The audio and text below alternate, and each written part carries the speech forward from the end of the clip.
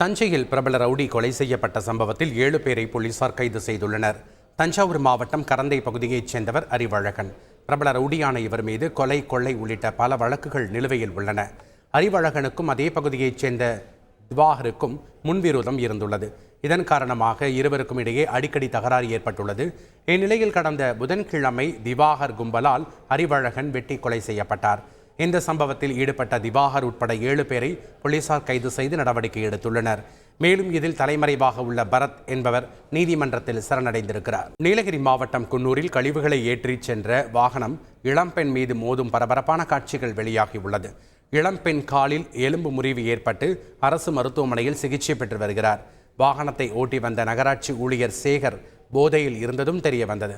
இதுகுறித்து வழக்கு பதிவு செய்த போலீசார் விசாரித்து வரும் நிலையில் ஓட்டுநரை சஸ்பெண்ட் செய்து நகராட்சி நிர்வாகம் உத்தரவிட்டுள்ளது.